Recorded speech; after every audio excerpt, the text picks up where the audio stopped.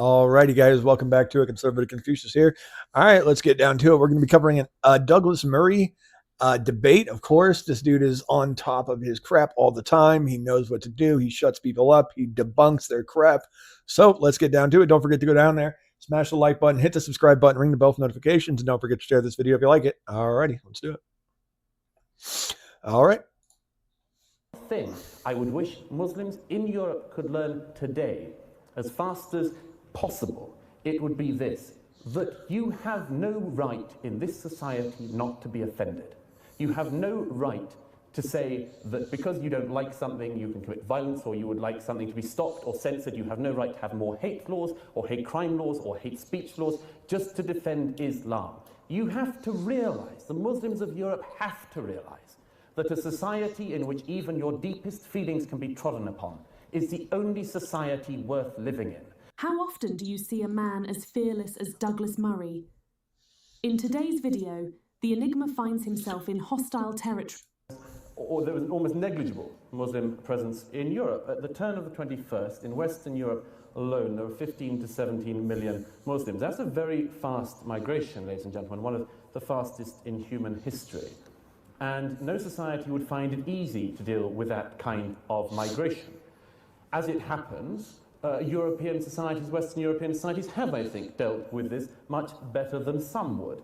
Indeed, Europe should be commended, rather than criticised, for how we've tolerated this upsurge of Muslim refugees into our countries. And if this continues, Muslims. But that's a discussion for another day. Certainly, Muslims coming to live in Britain and in Western Europe enjoy more rights and better rights, among them freedom of worship, than they do in any Islamic country in the earth here today. We do have a problem. We have a problem when the failures of Islam throughout the world, the failures of all Islamic societies, come here into Britain.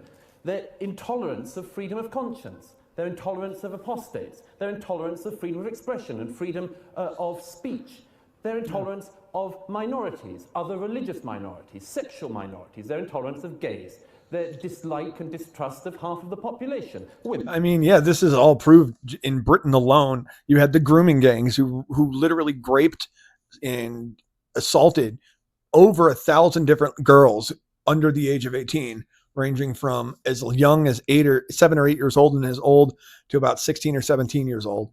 And this happened for over, I think it was like almost 10 years this happened, and no one did anything. And you have grooming gangs still going around there doing the same thing. 86% of all of the people who have been caught either by private or public police, like private people going out and catching pedophiles, or public police, over 86% of the people caught have been Muslim. And it's crazy. What's even more, it's like they've even come up with I've come up with a new nickname. It's kind of catched on a little bit on Twitter, but we call them Mo Predators, because almost like 70% of the Muslims who are caught are named Mohammed. Sometimes I'd say it's even maybe 80%. It's crazy. And this continues to go on and on and on. I mean, I see at least, there's a guy on Twitter called David Atherton, and he posts every time he sees another video that someone posts, he reposts it. And from him alone, I see around 4 to 6 a week coming out of England, and sometimes even more. Sometimes it'll be like 5 in one day. And it is absurd that this is going on there. If you had that many people getting caught in a small country like England, getting caught doing that one thing, and then most of them are getting caught in the same area, and no one's doing anything about it. There's not a task force against, child grooming and pedophilia or whatever you want to call it on YouTube. I don't know. Stupid policies on YouTube. But yeah, it is horrible what they do they burn down Hindu places of worship, Hindu, whatever you want to call them, Hindu temples. They burn down synagogues. They shoot up synagogues. They blow up synagogues. They blow up everything else. I mean, just in England alone, they've had I think it's like over 300 and something. I can't remember the exact number, like over 300 terrorist attacks in the last 20 years. And they're all by Islamists, like almost all of them, except for I think 3 were by the IRA, the Irish Republican Army, the people who basically want England to get out of Northern Ireland. They're considered a terrorist group. If you watch Sons of Anarchy, it's the people they bought guns from in that movie. They were like a paramilitary, terrorist group. Anyways, the country of England is a perfect example of what happens when you let Islam and Muslims run wild without any consequences. I mean, they have their own police stations. They have their own, rules and laws. They literally instigated Sharia in parts of, England, and no one seems to care. They allow police to just do nothing when they're going crazy and trying to stab people. Police officer can't just go over there and shoot them. They have to go worry about getting stabbed by stopping them that way. It is crazy. I mean, if someone has a knife and is trying to stab people, you shoot them in the face and put them down. Done. Over. There shouldn't be a thing where you have to call a cop who has a gun, who's maybe 5 miles away and is going to take 15 minutes to get here. By then the guy's stabbed 30 people. Like, stabbings are crazy in England. If England was the same size as America, they would have 5 times more stabbings than we have shootings. That's how bad it is. It is insane. And many, many other things. The list goes on and on. When we allow millions of so-called refugees and immigrants into our countries, with their backward, regressive culture of extreme chauvinism, the harm that comes out of it far outweighs the good. Now think about this. If they were truly fleeing war and hunger, as most of them claim, why don't we see women, babies, children, and old people? Instead, the vast majority of these so-called refugees are fit young men. Yeah, it's usually like 80% men and like 20% women and young children. It's crazy. I mean, we're even getting that in America now. Like, almost all of the immigrants coming in are either from North Africa, like Muslims from North Africa, like Arab Muslims from North Africa. Some of them are black Muslims from other parts of Africa. And then we have like Arabs coming from Syria and Lebanon, Pakistan, and they're all coming in here and they're all men. You get like 10 men and 1 woman with a child. Like, it's crazy. Some even use their iPhones to take pictures of themselves arriving.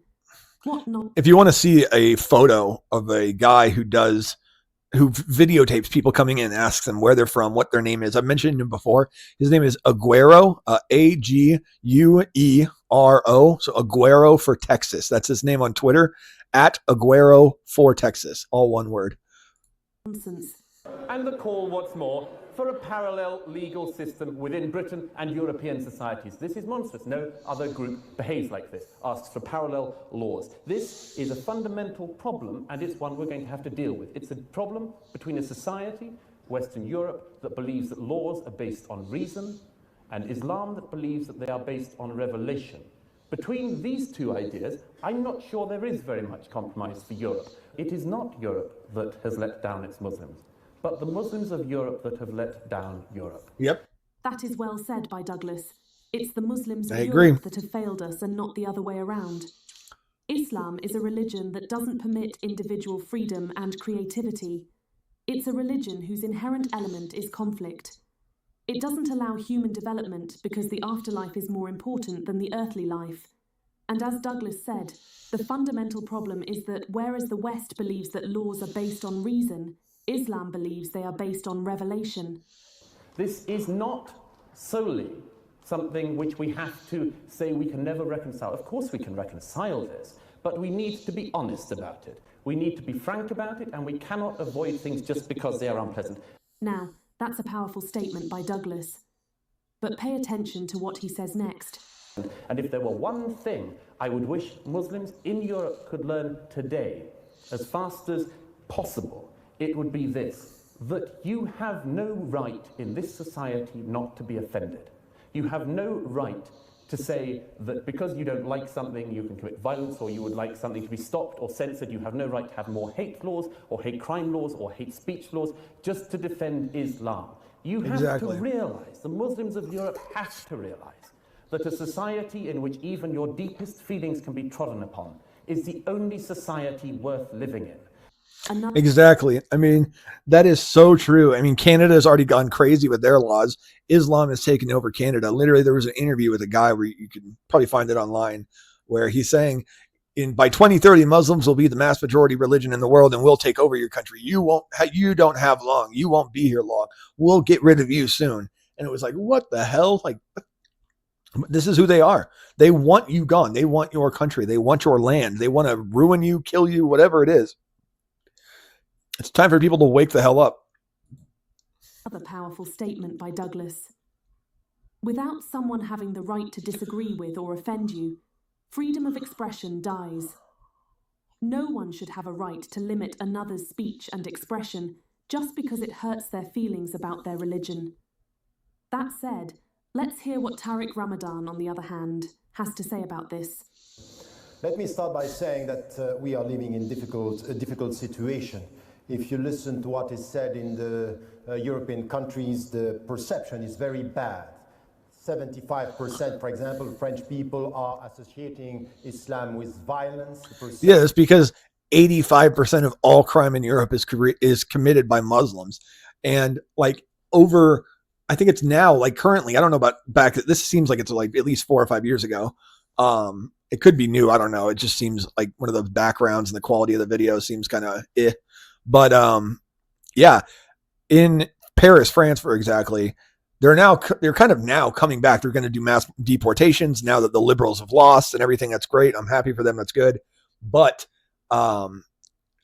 when mass deportation, I don't know if it's still going on, but while it was so bad that like over 95% of the people coming in were not only Muslim men, but the mass majority of them were black men from Africa, and they were raping women like in mass. And they believed it was perfectly fine. There's interviews with black Africans on the street, and they're saying, I think grape is perfectly fine. If I want a woman, I will take a woman. It doesn't matter what she thinks. This is my life. I will do what I want. I'm a man. And it was like, what the hell? It is. I mean, it's such a disgusting interview. I don't think I could cover that interview on YouTube. It's so bad. I could try to find it and leave a link in the description. If I find it, I will. If I don't, I'll just try to post it on my Twitter later when I share the video, if I can find it by then. But yeah, it is absurd what's going on in France. France is screwed, and luckily they're trying to change it, but it's pretty bad. Perception is that Islam is a problem, and it is. Muslims are creating problems. Yes. They are not really perceived at home in Europe. Every single European society has its own debates, its own controversies around the Muslim presence. Tariq goes on to say that one fundamental issue today is that Muslims are not seen as European citizens. Because they're not. They're refugees. They're not actually a citizen yet.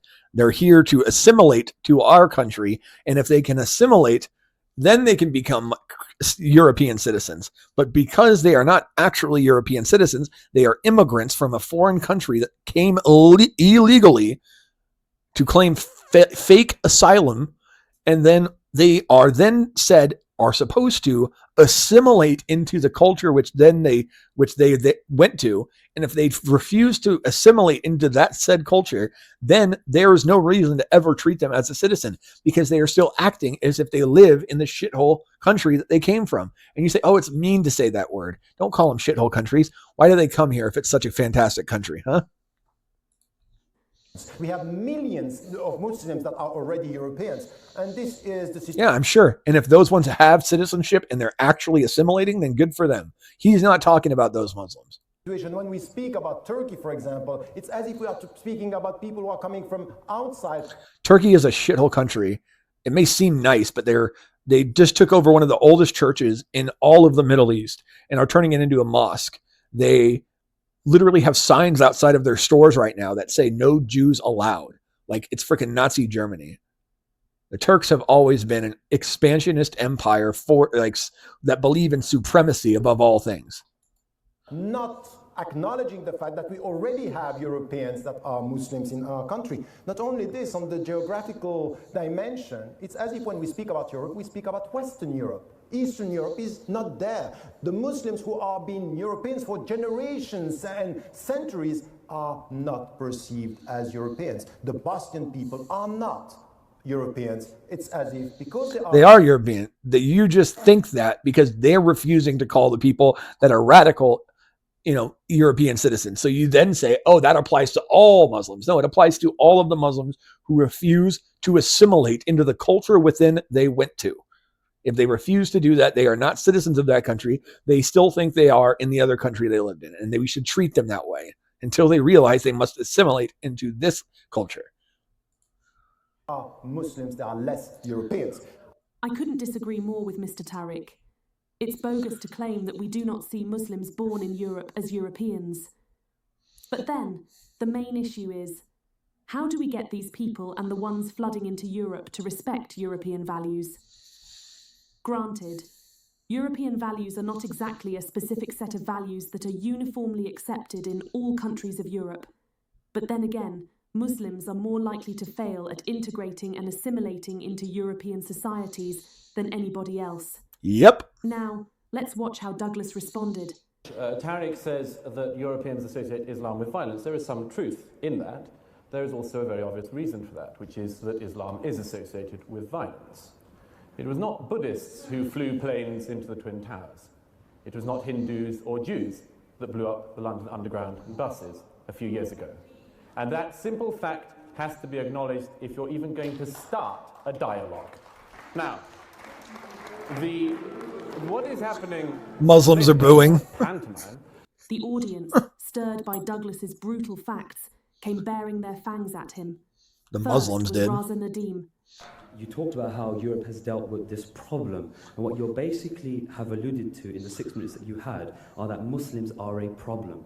And you're from the organisation called the Centre for Social Cohesion, and it's worrying that to have you talk about these things in this manner, because then that means there is no chance of there being any solution to any problem or Muslims being seen as a part of Europe and being seen as European citizens. Thank you.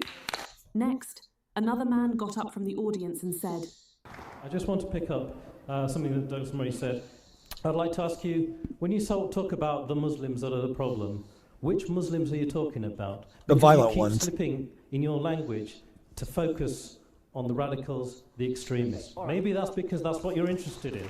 But there's another whole set of Muslims out there who are not like that. Next, a woman from the audience told him, Yeah, the problem is, though, is the ones who are the problem are the radical ones. He's talking about the ones who cause problems. Those are the problem ones. And you know that. You just want to sit there and grandstand in front of an audience. not to speak for Muslim women. I just want to make a quick comment to the throwaway comments made by Douglas Murray about Muslim women and Islam and its way it treats women. And I think that Muslim women are quite capable of speaking for themselves. Really? Is that why they don't do it in half the countries? Because they're not allowed to, because they'll be stoned to death if they do so? Sort of myths. The only place Muslim women can speak for themselves is in European countries. The only place. So don't sit here and act like you can go speak your mind in Pakistan, in Afghanistan, in Iran, in, frickin' Saudi even. You can't do that. You will be stoned or beheaded or, thrown out. You cannot speak your mind in Islamic countries. The only place you can do it is where again? Oh, that's right. The West, America, Europe. Those are the only places where you can speak your mind. Stop using your European citizenship as a privilege to then claim, oh, we can speak our mind. Really? You can only do it because you live here, because you're in this country. And maybe you should respect the country that gave you the ability to speak your mind and to have the freedom to do so without fear of punishment and death. Like you put in the public arena, and I've heard other similar arguments from BNP and all that kind of stuff, they think it justifies their argument by saying, well, Islam treats 50% of its population in a really derogatory and whatever way that you like to explain it. Whatever, really? A young lady blames Douglas for what's happening in Europe. I'm a British female. I love this country and I give this country. Now you're calling me a problem. I don't think I am. I think you are. Second point is, as a Muslim female, okay, my parents might not let me go somewhere late at night because people are racist to me. They tell me to go back home and they hurt me. I got hit by 2 white guys and they laughed at me because I'm a scoffy, okay? And here comes Douglas's epic response. Let's just be absolutely clear to the audience. Prejudice undoubtedly exists in this society. It exists across racial groups, including from minorities to other minorities, after all, which is one of the things we see increasingly in Britain these days. That's a solid point from Douglas. Yep. And it is also the case that people, in particularly famously lower socioeconomic groups, are likely to feel hatred for other groups. That is one of the things that has to be tackled. But why is it? It's not because they're less intelligent or less educated. It's because they are disenfranchised because of those other groups. The lower class national groups, the people who were born there or from there, whose family have lived there for generations upon generations upon generations upon generations, who are native citizens, indigenous to that land, they were disenfranchised by the mass immigration into a single country. So you have a country and you have its native peoples, and then you have a mass immigrant, mass flood of immigrants coming into this country.